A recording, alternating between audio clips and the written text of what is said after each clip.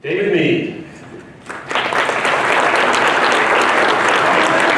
Thank you so much. So, good morning, everyone. Everyone refreshed? Yes? Good night last night? Who's the latest? Hands up if we went to midnight.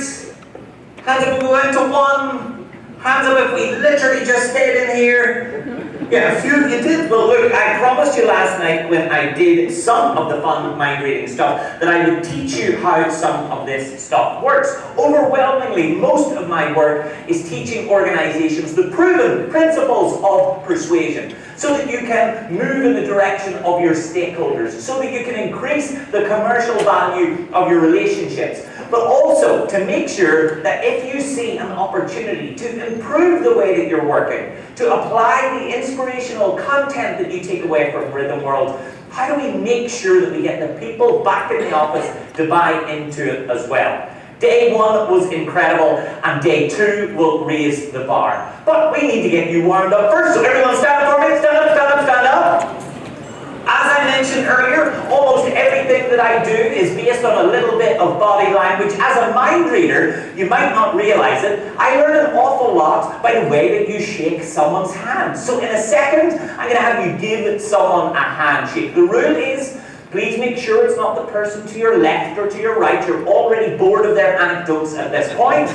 So you're going to find someone else across the table. And here's the rule. The moment that you shake hands with them, do not let go. I need you to keep holding on, because I'm going to tell you what the shape of that handshake tells me about your underlying psychology. So shake someone's hand now. Off you go. Do not let go. Do not let go.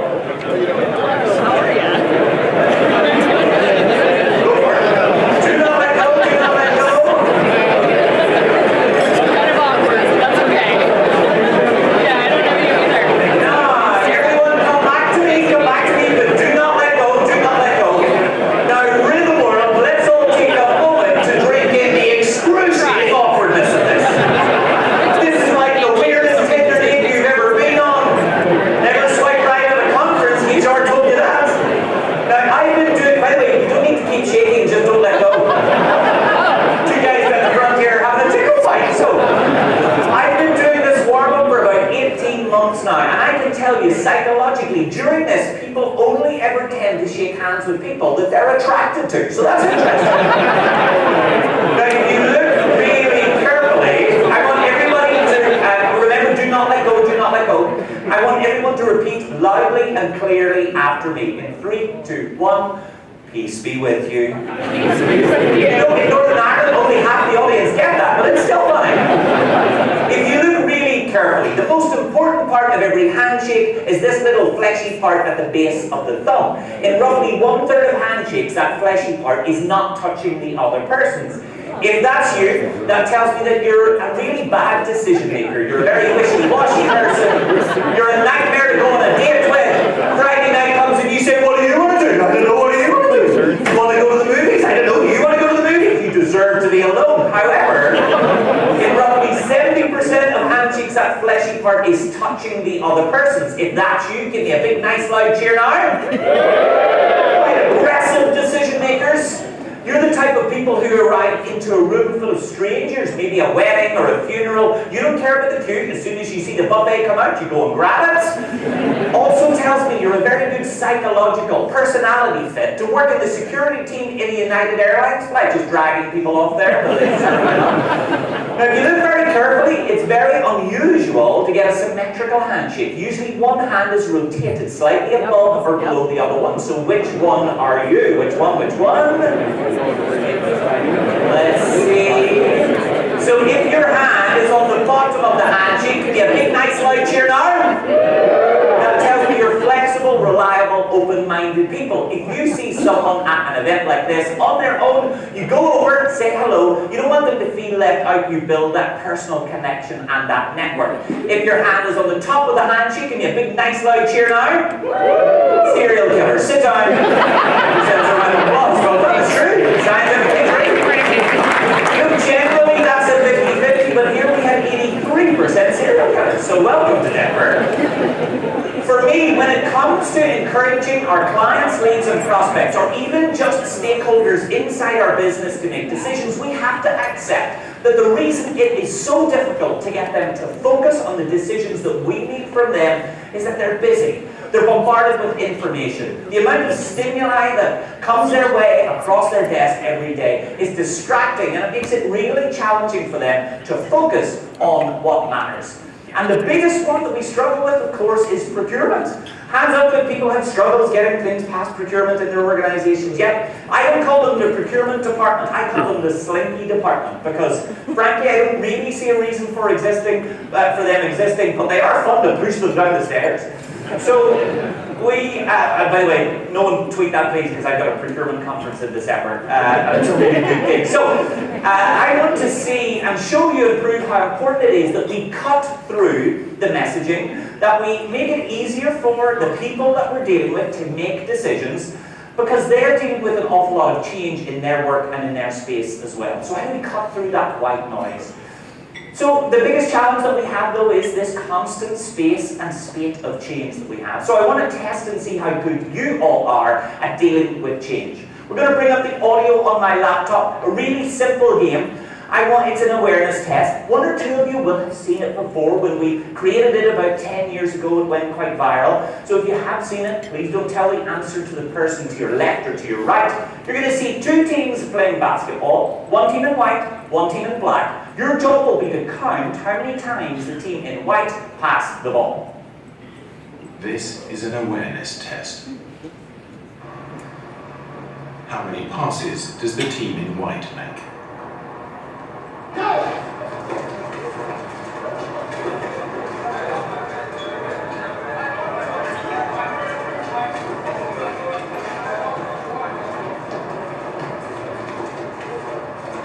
So let's have a show of hands, rhythm world. Raise your hand if you think there were 10 passes, nice and high for 10.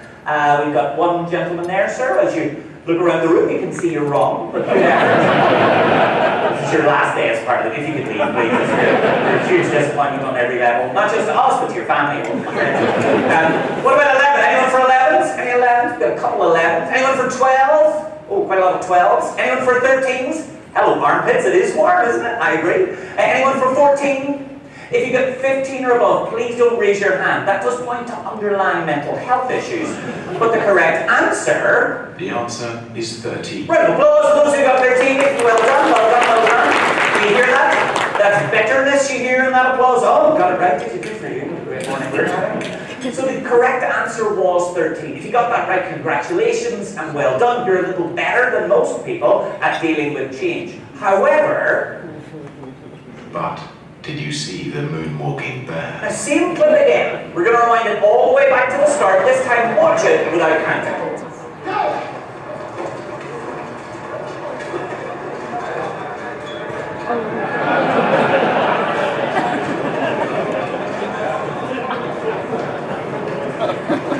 The fact is, no, you're not so pleased with yourself now, are you? The fact is, as everything is changing around us, as the priorities of the people who are assisting us with our purchasing decisions in our business, as those priorities change, we tend to focus on the details that are right in front of us on our desk. We do that because it feels like by the time we get to the end of the month or the end of the quarter, we can tick a box and feel like we've achieved a lot. But when we do that, we miss the opportunity to do this, to step back from the work that we're doing and ask how small changes can increase our likelihood of achieving the change that we need when we go back to the office. So I'm going to show you exactly how some of the things in my world work, and it starts with a really simple challenge. Imagine you're presenting a series of options to someone. One of them is the one that you want them to say yes to.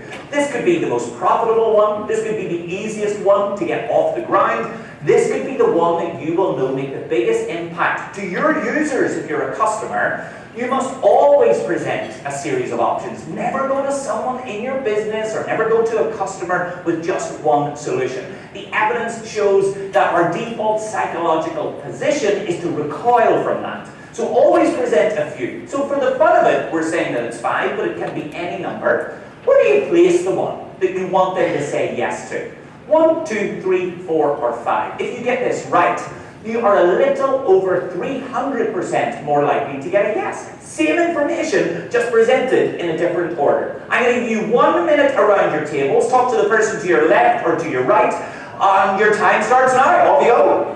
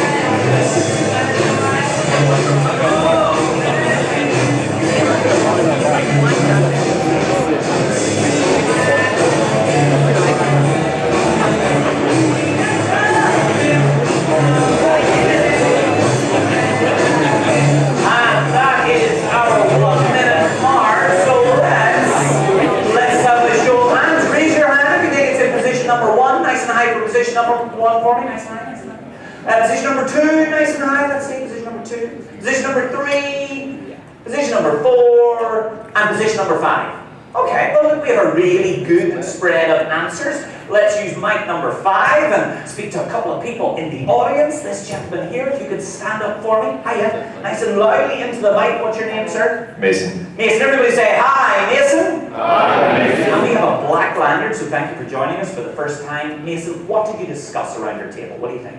Yeah, we just discussed what we thought. Like, wow, I smell an Oscar. But what do you think? What was your answer? my answer was 2. Why is that? It's just normally what I go with, personally, and I was successful with it. Yeah, and it feels like a natural spot for you. Excellent. Let's hear from Mason at his table. Well done, well done, well done. So this gentleman here, I have you stand up into the mic, sir. Your name? Justin. Justin, everyone say hi. Justin. Hi. Justin, what did you discuss? We discussed probably number 4 or 5. Why is that? Because it's towards the end of the list. Probably 1 or 2 they probably already forgotten by that point by the time you get done. And it feels like they maybe got enough information by 4 or 5 and they feel a little bit more authoritative on it. Correct. Great, let's hear for Justin and his table. Well done, well done.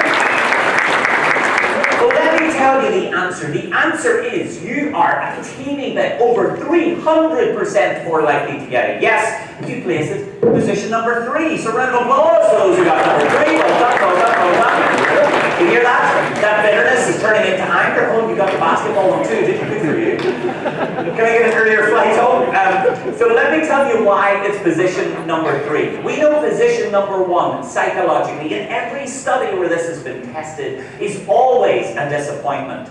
In position number 1, they've got an unknowable, preconceived expectation that you simply cannot know anything about. In position number 1, they're comparing your suggestion to what their expectation was. It will almost never align, and it creates a dissonance, an absence of matching expectations, and because it does, they are disappointed in position number 1. Position number 2 should be used as a point of education. They're using it to get a sense of the scope and scale of the options and suggestions that you're talking about. However, they know in position number 2, they tell themselves that they'd be really bad decision makers if they made a decision so early. So they want to hear more of the information.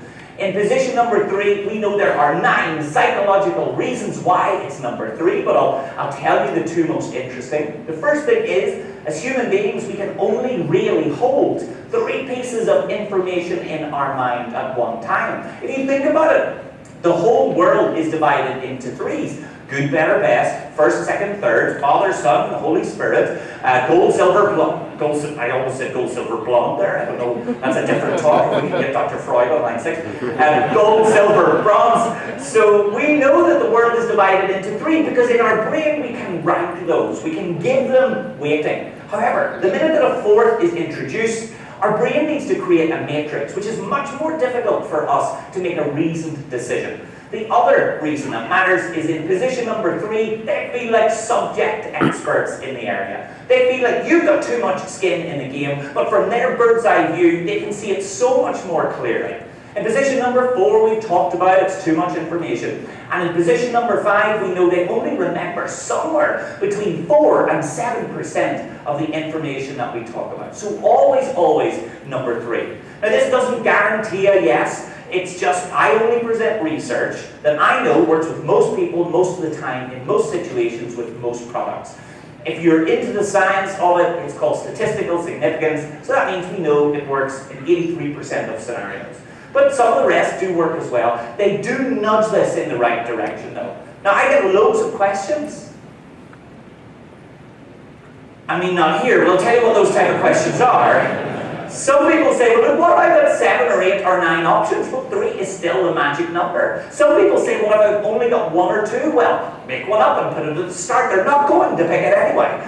And this does get a little bit more complicated. Let's say someone is comparing you against another provider, perhaps a competitor. They could be wrong, but they think there's something that you don't do as well as them. This is a perceived weakness. But if you're a customer and you're working with your internal team, you're trying to get them to buy into a new upgrade, a new software application, a new way of working, you know that the decision maker has one element of it that they will hate.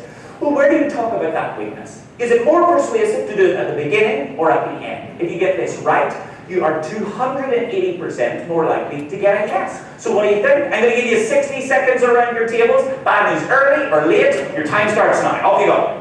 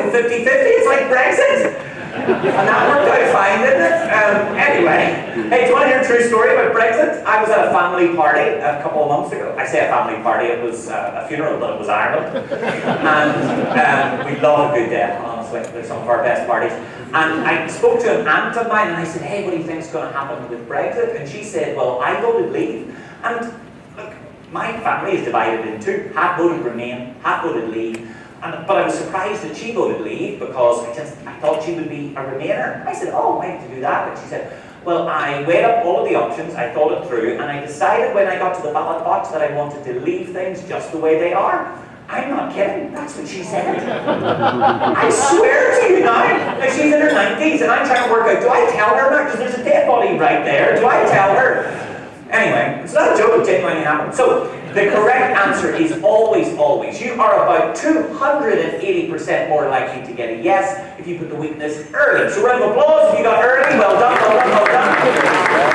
Why is that the case? Because by placing the perceived tough stuff early, you achieve that trusted advisor status that we all talked about in sales training in the 70s and 80s. This is one of the quickest ways to deal with it. It lances the boil. You look like the most honest, reliable, transparent and trustworthy person if you are willing to deal with the tough stuff straight out of the gate. You become a point of information. Instead of being someone who's just trying to flog an idea or trying to get procurement to agree to something, instead you become an individual who looks at all of the actors, all of the positives and negatives. And of course, when you deal with that weakness at the beginning, make sure that you ameliorate it. Make sure that you've got a balance for it. So by getting it out of the way early, it means that they tick that mental box and can get to the good stuff cognitively more sooner. So, by the way, I use this stuff when I propose. She doesn't know we're married yet, but it is very effective. This time, let's say you're presenting a couple of options to someone. One is really expensive and one is really cheap. If you are a partner, for instance, you might decide, are we going in with an all-singing, all-dancing solution straight away? If that gets a no, do we go in with something more piecemeal, something a little bit more milestone-based? Or do you start small, get engagement, get buy-in, get that understanding what it's like to work with you, and then move to the big one, which is more persuasive. If you're a customer, you're trying to get your manager, a CFO, to buy into an idea, should you present the 5-year strategic solution, or should you present the 1-year one and follow up with the big when you get impact? Simply, start big or start small. Get this right, you're about 170% more likely to get a yes. You've got 1 minute around your tables. Time starts now. Off you go.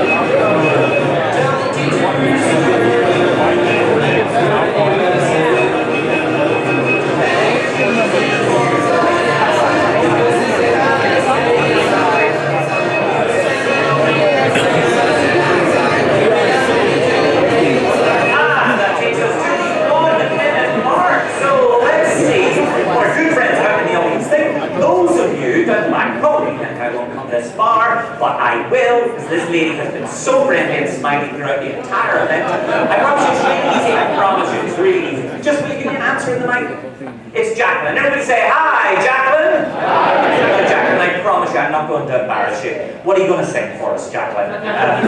No, what do you think? Ask big. Why big? Because you can always go down, but you can't go up. So it feels like you might be able to retreat to an easier to buy position. Excellent. Let's hear it for Jacqueline, everybody. Thank you for being part of Jacqueline. Here, I'm going to have you stand up for me into the mic. Your name? Richard. Richard, everybody say hi, Richard. Hi. What do you think, Richard? We're going to go for small, but that's because we're based on a non-for-profit business rather than a... Yeah, absolutely. And those idiosyncrasies are important culturally because if not-for-profit, you have to really prove the impact before you start to win with the big idea. Is this something that you already do instinctively? Okay, excellent. Great suggestion. Let's hear it for Richard, everybody. So, let's see. I can't remember if I don't think I've done a show of hands for this. Let's go big. Nice and high for big, big, big, big, big. Small. Okay, it's a 50-50 again. Wow. It's never been so close. The correct answer is, it's both of them, but in different circumstances. Don't groan at me, I'll tell you what the circumstances are. Everybody's saying we like to, but he's clearly a horrible person. If you're dealing with someone senior to you, so this is maybe someone inside the organization that you report to, this is the one that includes a customer, by the way. Always start with the big thing first. Why? Because people like to say yes. They want to say yes. When we say yes to another human being, we get a tiny little shot of endorphins in the brain. And endorphins. feel amazing. We love endorphins. No one's addicted to heroin or cocaine, despite the fact that based on the reviews I've read, apparently they're both delicious. What they're addicted to is the endorphin rush that they get afterwards. That's what they're constantly chasing. And when we say no to an individual, we get an absence, a bankruptcy of that, and the evidence shows we are dramatically more likely to say yes to the next thing. As long as it's a more affordable, more doable, more achievable way of hitting the same target. So start big, and if you see them go, you've got the opportunity to retreat. Just make sure that you have that ready in the room. The biggest mistake that I see sales professionals do is they start with this big idea and they say, oh, well, look, I'm sorry that was too ambitious. Let me go back to my team. I want to see if we can reimagine this. We're going to do everything that we can to make it work. We're going to see if we can come up with a slightly more piecemeal version of this.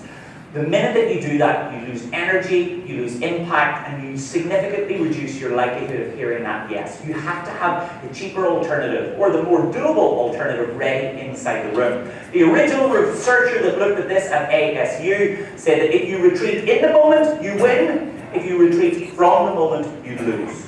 However, if you're dealing with someone junior to you, so this might be someone on your team that reports to you, and you're asking them to do something that's out of their comfort zone or out of their job description, then always start with the small thing first. By starting small, they understand why you're asking what you're asking for. They understand the route of travel, where the horizon is, and why they should work with you in that direction. By starting small, you're significantly more likely to get it, and then move to the big one. An example might be Mary. Mary, I know you usually finish at 5 on Wednesdays, but it's coming up to the end of the quarter and we've got loads of figures to pull together. Mary, could you just give me 15 minutes after work? Oh, that's all I need. It means that we can focus on these figures when the office is closed, people are out of the way, there'll be no emails or telephone call distractions. 15 minutes, that's it, that's all we need. By starting small, she understands, yeah, it's more efficient, it's more effective. To try and do it in a busy office might take 2 hours, we won't get the focus. So we know that she is dramatically more likely to say yes if you start small. So saying, yeah, okay, all right, I'll stay until 5:15. So start small. I want to get to 10 past 5, say, sorry Mary, it's gonna be 9:30. So start small, get bigger. I mean, obviously it's kind of an exaggeration, but nonetheless it does work. And frankly, we're trying to manage Mary out at this point anyway. She's a horrible person, she's truly horrible. And every team has that. I bet your team has that as well. Every team has someone that they're quietly trying to actively manage out at any given moment. And if you don't have that, it's you. So, sorry to break it to you. Okay, this cuts through the vein of who we are as human beings. I promise you, this goes to the core of our DNA. You need someone to do something for you. Buy a product, change the way they act, invest in a solution that might make your job safer, better, more compliant. Is it more persuasive to highlight the benefits of buying this thing, or the losses or dangers of not buying it? If you get this right, you are 700% more likely to get a yes. But what do you think? I'm going to give you 60 seconds around your table. Your time starts now. Off you go. I know why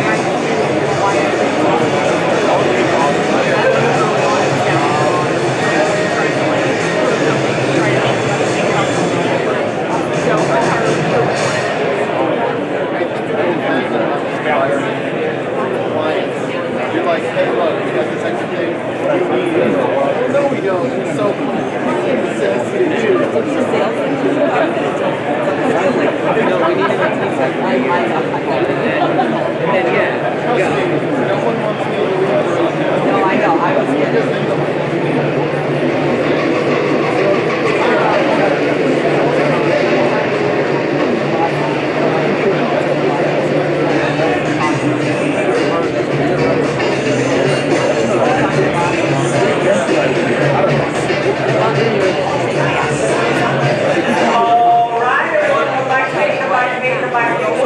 Raise your hands nice and high in the air. If you just don't care, you can go with benefits. Nice and high for benefits. Nice and high. Losses or dangers? Okay, I think we're 60-40 on losses or dangers. Well, the correct answer is always losses or dangers. So round of applause, we got losses or dangers. Well done. I know some of you will hate the fact that losses or dangers produce better results. The fact is, it's true. As human beings, we love bad news is delicious to us. You could raise a fortune for cancer research on Saturday, run a marathon for motor neuron disease on Sunday. On Monday morning, we hear some terrible piece of news. That's all we talk about all week, because bad news is sticky and adhesive. We love it. It's the only thing that drives us to action. Bad news, and we know this, by the way. Most of you will know this instinctively if you've got kids, but it started all the way back in the 1950s with a toothpaste business. Now, because I work for the BBC, I'm not allowed to mention any brand names of toothpaste, so I'll make one up. Let's call it Meade. Some of you don't get it, but let me assure you, it's very clever and funny. They used to show this really chauvinistic ad. It was a 1950s housewife with an impossible figure of 8. 2 children, husband, briefcase, bowler hat, perfect lifestyle. They all had gleaming white teeth. They would hold up nearly said it, they would hold up the Mulgate, and they would say, if you use this product, you'll have a smile like this. A lot of people didn't realize the primary ingredient in toothpaste in the 1950s was peroxide powder. So your teeth would be white, but it would dissolve your face if you used it more than the recommended 2 or 3 times a day. It was really aggressive stuff. In the early 60s, they changed their tact. They showed something with horrible, nasty, rancid. Actually, it might have been the same model if you used it more than twice a day.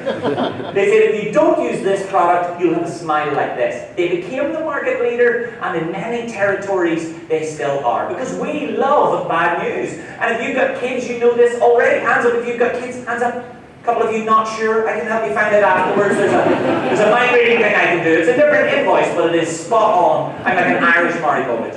So, but it really does work. Now, when you're with your kids in the park and you're here and you say, oh, Johnny, we've had such a good day at the park. I know, Johnny, if you put your coat on, get into the car, when we get home, I'll get you a little chocolate bar.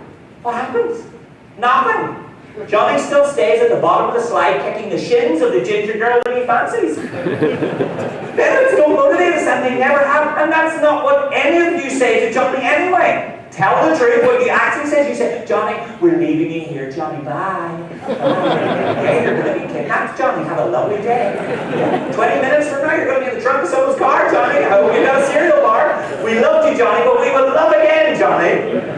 Have you all made fun of that guy who left his kid in a Japanese forest as punishment? Do you remember that news story?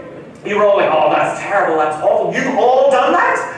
The only difference is you've done it in CVS and Target, and I can assure you on a busy day it's more dangerous in CVS than it is there. So we know that this losses are dangerous really does work. However, I've worked with LogRhythm for nearly 5 years now, and losses or dangers is scare tactics. That's not effective selling. That's not consultative selling. That's not working with a partner, with a customer, to get a shared outcome that matters to everyone. Where everyone wins, everyone gains, and everyone is protected and safer for the people, for their business, and for their assets.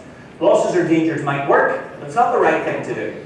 So here's this slightly less effective, but nonetheless very strong way of doing it. Instead of taking the losses or dangers. By the way, how good is this clicker? Have you seen this clicker? Look at this clicker.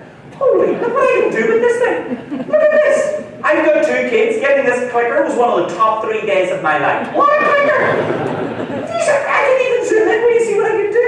Look at this. Shut the front door! Years from now, you'll say, I can't remember what he said, but boy, he had a good clicker. So we know that losses or dangers is the most potent. That's about 700%. But if you want to do it in an ethical way, in a way that meets your clients and your customers at their point of need. If you're a customer here today and you want to nudge a person in your direction in a way that is ethical and sound and part of the good behaviors of your business, and here's the ethical way to do it. Instead of using losses or dangers, take the benefits, the unique benefits of this course of action. If we do this thing, what are the unique things that we will get? And position them as benefits lost. So instead of saying, if you don't do this, we're screwed, instead say, look, if we don't do this, we don't get this unique set of benefits. Maybe it keeps us safer. Maybe it's easier for our IT team. Maybe it's significantly less downtime. Whatever those unique benefits may be, take those benefits and position them as benefits lost. Now that's a little high concept, but does it make sense? Okay, great. We have just enough time for one more. Hands up if you've ever stayed in a hotel before. Fancy people, look at you. Hands up if when you were there you used the bathroom. What are you doing? Saving it up and taking it home with you? Hands up if when you used used the bathroom, you saw a little card that said, here at XYZ Hotel, we're super concerned about the environment. So concerned, we would love it if you were to help us help the environment by reusing your towels. Hands up if you've seen that. Good job, hands down. Hands up if you see it, you do actually reuse your towels. Hands up. Liars, it's like 4% of the population. Think you're trying to look good in front of everyone at work. No, guys, I'm like, turn away, you're trying to steal the environment stuff. That's how you sound. So look, it's a really small number of people. My first job was in Washington, D.C. in DuPont Circle. Anyone from D.C. area? D.C. Doyle Hotel, the Jury's Hotel. That was my first ever job about a squillion years ago. One of the projects that I was put on was to reduce the amount of money that we were spending. I realized it's a business town. People were coming Monday, leaving Friday, getting fresh towels every day. And they really didn't need fresh towels every day. What on earth? You don't get fresh towels every day at home. Who are you trying to kid? Are you serious? In my house, the towels are crawling themselves to the laundry basket by the end of the week. So we knew if we got people to reuse their towels, it would not only save us a lot of money, but it would be good for the environment too. I'm going to give you only 30 seconds around your table. Come up with a suggestion. How would you get more people to reuse their towels? What would you do? 30 seconds, your time starts now. Off you go.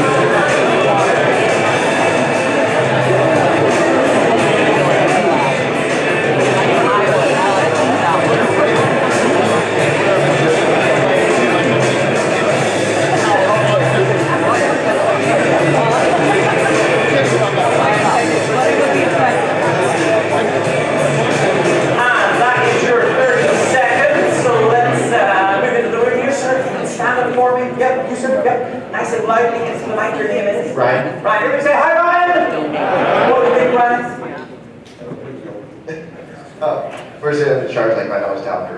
Okay, so make it about money, make them charge for it. Excellent, good suggestion. Ryan, everyone, well done, Ryan. Stand up for me.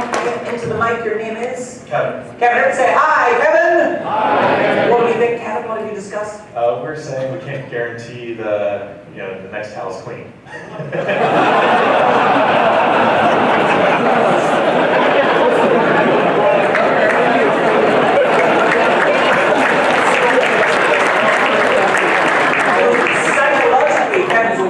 Dirty bitch.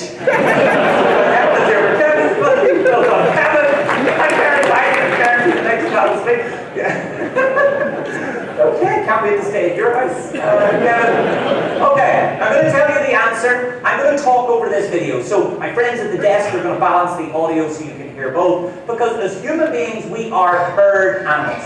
When we see groups of people behaving in a certain way, all we want to do is be just like them. And it doesn't matter what that behavior is. It doesn't matter how silly, ridiculous, unusual, or out of the ordinary. The larger that group becomes, the more likely we are to move in their direction. All we did, we changed the wording on the card. Instead of saying, please help the environment by reusing your towels, instead we changed it to say, most guests choose to help the environment by reusing their towels. That's it. From Friday to Monday, it went from as low as 4% in some of our properties to consistently over 21%. Why? Because when you're standing there, you read that little card and you think to yourself, well, I'm most people. We want to do what most people are doing. This research started with goths. Do you know what I mean by goths? Yeah? I can see a few clothes piercings and hidden tattoos under band-aids. Goths say, I'm an individual, I'm unique, I'm completely separate to the rest of society, I'm not part of a group of any kind. That's why I'm standing with these 300 other goths outside City Hall, because we want to belong to something. We did an experiment in Covent Garden in London in my TV show. Got one person to stand there and look at the tip of a building. At nothing. Within 9 minutes, we had 12 people standing with them. Looking at nothing. We said, would you mind hanging around? This is an experiment into crowd behavior. And they said, yeah, sure. I mean, we have an appointment to stand here. We're not involved in your experiment, but we're happy to help. And within a few more minutes, we had over 20 people standing and looking up. We had 2 tourists from Singapore that took pictures and tweeted them saying, there's a guy, he's going to jump. There was nothing! And if there was a guy going to jump, what are you doing taking pictures? Shortly after that, some cab drivers complained, which is not like them. They're usually such kind, warm, caring, friendly individuals. They complained that the group was too big and it was blocking the pavement anyway. The fact is, the science behind this is called social proof. It's why you must institutionalize getting testimonials, feedback, and case study for every project you've ever delivered. But for those of you who are customers here, when you go back, you're trying to get people to buy into the great innovations that you've learned here at Rhythm World. I want you to be comfortable saying, do you know what? All the other people in our industry, in our sector, that are in our size, that are in our state, that are facing the same challenges and opportunities as us, here's what they're doing. They're all doing that already, so we're a little bit behind. If that's ethical, fair, honest, and transparent. Because we want to do what most people are doing. And by the way, if you missed last year's Rhythm World, you missed a good one. This was a hell of a party. So the larger that group becomes, the more likely they are to move in that direction. One little study that we were involved in at the Grand Canyon, my team and I pitched for this piece of work and sadly didn't get it. Instead, it went to a marketing team. They've got a really big problem there. People are stealing rock and plant artifacts because they don't want to spend $80 for a baseball cap in the gift store. So we needed to reduce that. We didn't get the piece of work. A marketing team came up with this campaign. If you visited there anywhere between 3 and 7 years ago, this will have been on your ticket and you'll have heard it on the tannoy just as you were leaving. Last year, nearly 20,000 people removed rock or plant artifacts from the Grand Canyon facility. Please keep this place beautiful by taking only pictures and leaving only footprints. Everybody, 3, 2, 1. It grabs you by the belly, doesn't it? It's emotional, it's poetic, and I hate to say it, it had a huge impact. It led to a 29% increase in the amount of rock and plant that people were taking.